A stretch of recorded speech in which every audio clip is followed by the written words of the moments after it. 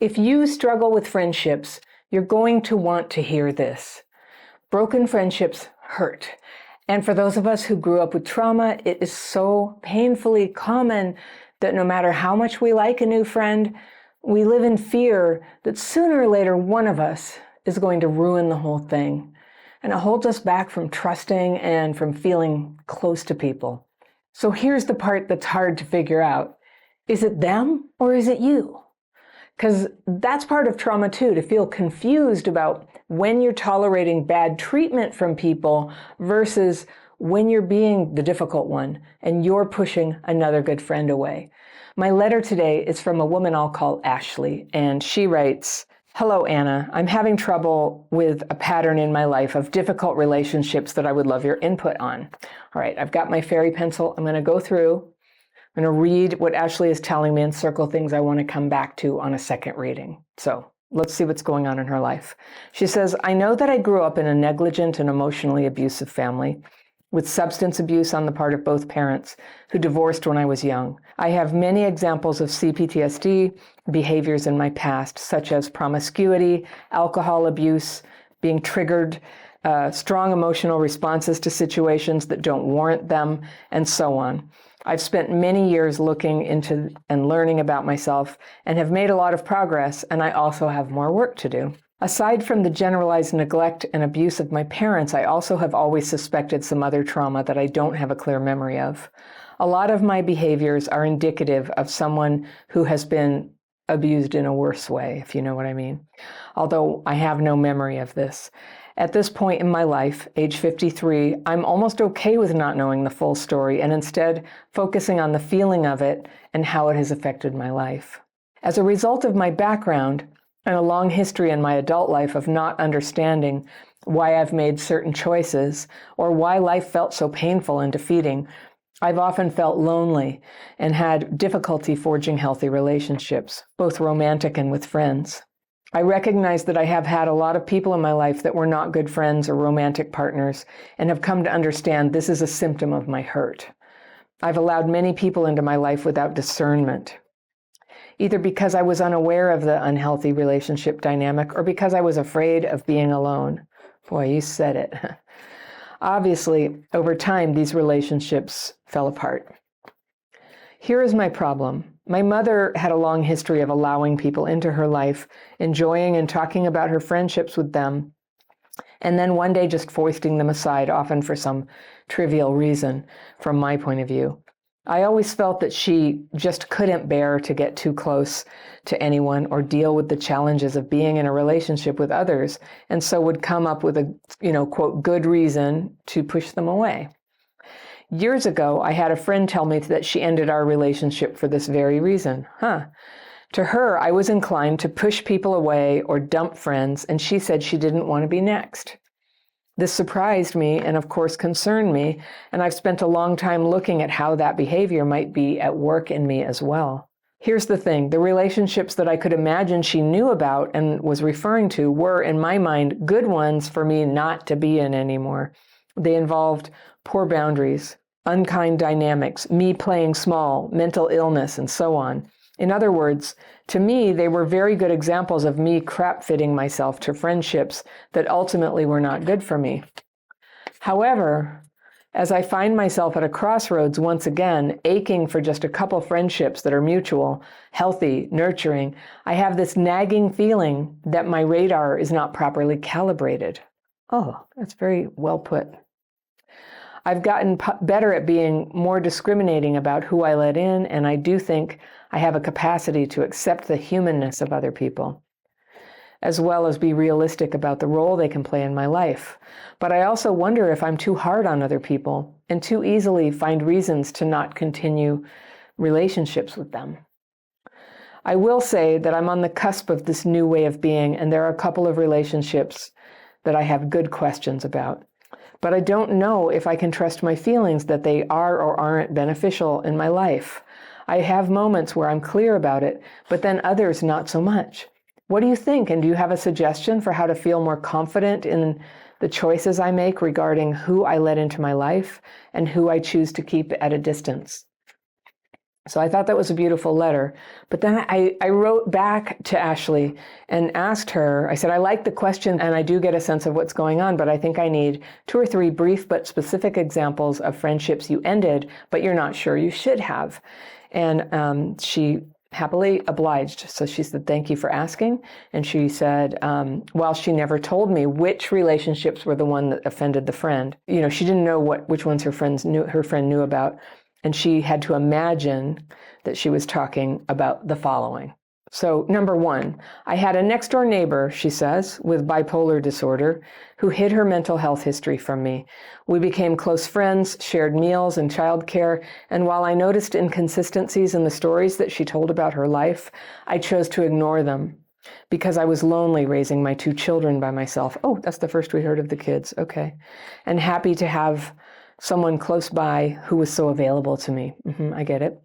When her symptoms began to flare up again, it was confusing and stressful for me, as there were incidents that involved my own children, and hers ended up in protective custody. Number 2, I had a friend from college who I always felt inferior to, and as though I served to make her look more put together. I didn't actually end the friendship. Rather, it faded as I tended less and less to play the role I always had, and when she moved away and got married. She was very upset with me for not making the expensive trip from my state to her state myself with my toddler son for her wedding. And after this, our friendship just faded away altogether. So I'm just going back. A friend from college who you always felt inferior to, and you felt that as though you served her to make her look more put together. Well, that's interesting. You had a sort of toxic thought there. Can't tell if it's true. But her anger at you not coming to the wedding. Okay. So then you said the relationship in question currently is the one that makes me ask the question. During COVID, I got a job for a friend who was underemployed at the small nonprofit that I ran for a wealthy, mentally ill woman. I knew the situation was unusual and hesitated to bring my friend on, but I was candid with her and thought it would be temporary. However, she ended up working there for almost 5 years, and in that time, I tried many times to explain to her the vagaries of working for this person who was not well. And she never really understood and instead fell into a relationship of triangulation with my employer and myself that was harmful to me when the employer decided she wanted me to leave the organization earlier this year. As a result, my friend allowed me to take the fall for numerous things she did that our employer didn't like, and she shared private information about my family after I had said that I was not sharing such information because I felt it could be used in ways that would be hurtful to me. It was. She was engaged in levying criticism against me along with our employer for things I do not feel were valid or even at times real. I think of this period as one where my employer was engaged in devaluing me and my friend participated in that process. Okay, that was a special situation there. We'll come back to that. And Ashley says, I actually don't think a lot of what she did is fully understood by her, even after she was also unceremoniously dismissed 6 months after I left. When I have tried to talk to her about it, she often seems confused by what I say or continues to try to explain the situation using a generous logic that does not apply to the behavior of the person we worked for. All of this has made me seriously question whether or not this is a friendship I would like to maintain. However, I also question whether or not my struggle is a result of having a faulty relationship meter, because I'm afraid to get too close to people, or because I have a tendency when things are difficult to spend an inordinate amount of time looking at what I may have done wrong and how I can fix it. And maybe it's all of these things and depends on the situation. I have difficulty discerning when I need to try harder with someone, let things be, and when I need to step back as the relationship dynamic is not healthy or has run its course. That's from Ashley. Ashley, I just love your letter. It had a lot to it, and I decided to go ahead and read the whole thing because I think so many people can relate to the dilemma of being partially along the way on your healing from your past, which was hard, and still having friends that kind of match the old trauma or that's confusing. And you can't really tell, like, how much of it is you being unreasonable. I mean, that's like where we live so much of the time. it does get easier, and it gets easier because you face problems like this one, because you ask for a second opinion from a person like me, like, am I tripping about this? That is such a sane and healthy thing to do if it's somebody you trust. This first thing about your mom and her discarding of people, I don't know about that. You know, the trouble with people who aren't present and from the past and who aren't us, it's like, we don't know. I could see how that could have been some sort of, you know, personality disorder behavior, or maybe it was something like what you're doing. But as you've described the friendships, they're each a little different, but I can see in each case why it didn't work out and why you would have wanted to distance yourself. And sometimes distancing ourselves is a good thing to do because it makes room for something better. It creates kind of an empty space for a while where we're figuring out, like, okay, what just happened? Is this a pattern for me? Was there something different about this? What did I bring to it? What part of my behavior contributed to this tension? And was there some way that I either held on too long or discarded too fast or jumped in blindly? And you know what? I think you kind of nailed it at one point in here. It's a little of all of that, which is so normal for people who grew up like without proper guidance and parenting. And it's so different. You know, it wasn't until I was a grown-up, and you have kids, so you know this. You have kids and you're just like, how on earth did my mom feel okay about just like running off and leaving us alone for days at a time? How did she do that? So you start to have perspective on like, well, gosh, no wonder I have such a hard time. No wonder I get very triggered when I feel like people are running off, right? And that's gotten easier because once you know, okay, I don't think you absolutely have to know what happened in the past, but we have to notice that, I don't know, I get a little bit, it's charged for me. It's a triggery situation. I can be very unrealistic in that situation, but all in all, you sound very reasonable to me. Hey, I've got a quick invite for you.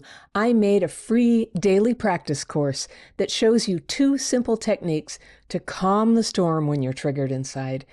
It's short, it's powerful, and it helps you feel clearer, more focused, and more at ease, fast. Click the second link in the description section below, or use the QR code right there, and you can start your course right away. You said you felt lonely and you've had difficulty forging relationships. And yes, that's a big motivator to hold on and hang in there even when the writing's on the wall. Like, it's just not a great thing. So you've let people in without discernment, and the relationships then fall apart. So it's sad but true, but that's a lot of the journey for people like us who were neglected or abused as kids, is we have to go through this experience, and some people will be broken by it. And some of us, if we're lucky enough to have tools and support and just kind of an inner power to come through it and be able to visualize that we belong in a more stable and happy and loved place, we go forward. We go forward as you have. So I'm very proud of you and proud of everybody who's able to come through something like that. So there was your mom, and then you have a friend, and she ended her relationship with you for this reason, and she thought you just pushed people away and dumped friends, and she didn't want to be next. So I was a little fuzzy if she was the person in the third story, and I don't know, but either way, if she was or wasn't, did she maybe have shame or feel like, is she watching you kind of clear up a lot of your problems? I ask because I've had this experience. When you heal, when you start to transform your life, there's a lot of people who were good friends for you when you were in a different place. And it's almost like you had a little agreement to be screw-ups, you know, to not get what you want, to like never have a relationship and then complain about it and blame other people about it. Then when you change, either you're taking responsibility for changing your life so that you might have a relationship, or you actually get into one. That friend will often get very triggered by that. You've messed up the whole premise of their reality that causes them to think, did I do something? Do I have a role to play in this? And they might be in a place where they can't face that. And they're, you know, that's a fragile place, and we've all been there too. But healing happens when you can start to face and be like, because you can look at the great news. It's like, oh, wait, there's something that I did that contributed to this bad situation. That's so exciting to me because it means there's something that I can change.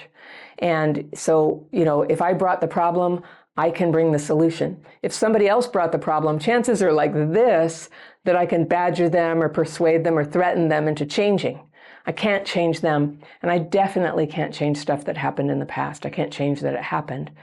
So it's not our fault what was done to us, but the sooner we can just sort of get into it's just reality. We're here now. We have our own behavior. We have our sort of the way that we see things to work with. And we can give ourselves good influences, good friends to be around, good books to read, good learning. Like, don't use all your downtime for just relaxing things. Like, sometimes do some learning things. And I've been talking lately about how helpful it is to me to read spiritual and philosophical books and ancient faiths to understand, but things that, I literally until I was about 40, I did think I invented a lot of principles about human nature. I'm laughing. I did. I thought that I had original thought about it. It's very hard to have original thought about human nature because for thousands of years, people have been figuring this out and writing it down and often living a monastic life so they could really, really focus on it and not be distracted by Netflix and relationships and whatever it was. So there's a lot that we can learn about basic principles of how to live and how to make a determination if somebody should be in your life. So some people get to be in our lives because we care about them and we want the best for them, and they may not be able to reciprocate what we're giving them, but we play that role. We're a pillar for them. Some people are in our lives because we have an obligation to them. They're, a parent or elderly relative, they're a child, they're a spouse, and so we show up for that person because we have a duty to do that. And some people are in our lives even though we don't like them because we were lonely, right? And I think that's a lot of, you had very good self-awareness, like, I sort of got into these relationships with people I didn't really approve of. And that doesn't mean you're bad. It just means you got into a relationship with people who they weren't at a level that was actually, that you felt good about having them in your life. The worst light you can put on it is you were using them for company. And I don't think that's the end of the world, but you can stop. If you're not feeling it, if you feel like somebody is not in that place where you would like them to be, you can stop. I understand what you mean, that a person can get into sort of an unhealthy thing where they just like get into people and then discard, get into them and discard. Most of us have known people who do that, and it's driven by something very much other than the characteristics of the person, except that if somebody is really manipulative like that towards other people, the people who sign up for it often are coming in with wounds of their own, like being lonely, where they will put up with it. And so a lot changes in terms of who gets through the door. If your life is a house, who gets through the door when you start being more healed? And part of our healing happens in relationships, which I trust it has in these relationships you described. These are healing relations. I'm really not into that sort of concept of like people who abuse you or your teacher or your mirror or anything. I think that's unhelpful woo-woo. But we learn from our mistakes and we start to learn the parameters of like how people operate and what is good to be with people and what makes a whole relationship stressful and hurtful. We start to learn, and we learn to be able to see it in advance. If we're awake to it, if we're alert, if we're not intoxicated all the time, that's a big thing that can get in the way, or if we're not totally distracted in a big drama like a bad relationship, things like that. So when you describe these friendships, we had the neighbor who ended up losing custody of her kids, and you pulled away from her. And I do understand that. And with your kids, you have like a very easy reason, because when you have children, you really have to pull away from people who could be dangerous or destructive for them. And that's very sad about her kids. And it's hard, isn't it, to be close to somebody who's going through that. But yep. The second one, the friend from college who you felt inferior to, and you were sort of fawning and serving them. And they got so mad at you because you wouldn't drive across country to their wedding with your child. And that's not really a good friendship. So maybe you were both just kind of using each other, right? And then the relationship in question currently, so I guess it's the friend who broke up with you. I think that's what you're saying. I wish I were clear about that. But during COVID, you let the friend in to this job. If it's that friend, I don't know. Oh gosh, if it's that friend, I don't know why you're too worried about it. It sounds really difficult. I'll tell you an unsolicited piece of advice. It's better not to bring friends into jobs, and it's also better not to work with nonprofits run by a wealthy, mentally ill person. Like, that's kind of the equivalent of hanging out with somebody you don't like because you're lonely. Taking a job like that is working for somebody because you need the money and for no other reason. That is crap fit. If you've heard me talk about that, it's when we fit ourselves, crap fit, we fit ourselves to something crappy, an unacceptable person or situation. And I don't know, perhaps I have past bias, but I have known people who were pretty mentally unhealthy, who had a pot of money and they were philanthropists, and people would flock around them and do their bidding to try to get a piece of that money. And it was some crazy stuff. It was pretty weird. And believe it or not, I used to have a startup and I needed funding. I had a educational technology for quickly making an online course using email. It was very cool. It's called Red Riding Hood. And I ended up not doing it because I didn't love it enough to work 80 hours a day like I do now. But I worked on that for a while with my husband, he was a software engineer at the time. We did this thing, and somebody gave us some money, some seed money, and we were obliged to go to these dinners, and the stuff this person would talk about at the dinner was shocking, offensive, uncomfortable, and we would go, because we had taken the money. And so that's a way, I had to be responsible, like I was using her, and the money was spent, I couldn't give it back, and the whole thing's over now. But I think money can drive people to money and companionship and sex, for that matter, and status can drive people to attach to others for the wrong reasons. And then people like us who are sort of vulnerable, who need all these things, we need the doors open for us a little bit so that we can get somewhere in the world. We need companionship and all these things. So we're vulnerable, though, and we're unclear how we would ever get those things in a healthier way. So something appears and we think, I'm never going to have anything else. And I'll be honest with you, I've been very, very poor in the past. I've been worried, I've been like this far from homelessness, having to couch surf for long periods of time. I've lost my house. So, when you're afraid of money, it is pretty hard to be so principled. And some people are. And I don't blame anybody who has to, kind of dent their principles a little bit to get by, and especially for the sake of kids. Anyway, you're not in that situation now. You're in this like divine state where you're becoming aware of what the problem is. You're starting to make the changes. This is a very holy state, actually. You can almost imagine there's like this bubble around you of protection. If this bubble of protection has showed up to help you move forward in your life, honor the bubble, honor the protection by protecting yourself. And allow yourself to release these friendships that are no good for you. And just promise yourself that you'll actually do the research to find out what is a good relationship and participate in the things, whether it's therapy or a 12-step group. You can do it in my membership, where you're actually working on your ability to be close to people. You know what? This is a good opportunity to share with people for the first time. This is the galley-proof copy of my new book, Connectability. That's it. Heal the hidden ways you isolate, find your people, and feel at last like you belong. I've been thinking about this a lot because I've been living it all my life, and I finally made progress in being able to connect meaningfully with people. But part of connecting meaningfully with people is letting the right ones in.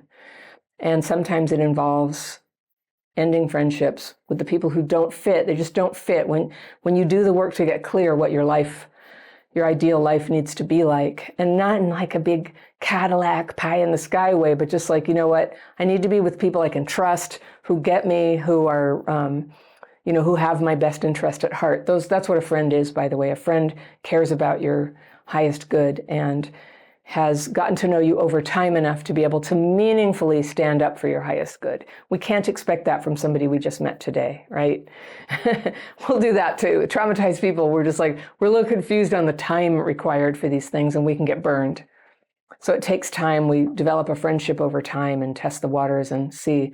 But if you feel that somebody doesn't have your best interest at heart, that's not a good feeling. And so I think the examples you gave me are very sensible, and whatever your friend is reacting to is her stuff. And in fact, if your friend is not supportive of you ending friendships that aren't good for you, I just think she's not your friend. She doesn't have your highest good in mind. You need to keep looking, though, at what is good, what is ideal, what is it that you really want. And by being very in touch with always kind of taking a step up, always being vigilant, always being willing to work at it, to educate yourself and learn, and become a little bit better all the time at showing up for relationships and being yourself and allowing yourself to make a few mistakes and tell the truth about how you feel about things gently, kindly. And when you make a mistake, apologizing. Your character can build up quite quickly. And when you have that, you can more confidently say, I know myself to be a person of good judgment. And with this person, I just don't feel good.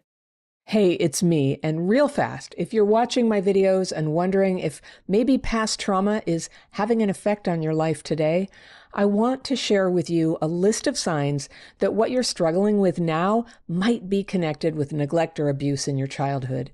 It's good to know this because it can help you know that what's hard for you right now is normal and that healing is possible. You can download my Signs of Childhood PTSD quiz by clicking the top link in the description section below or using that QR code right there.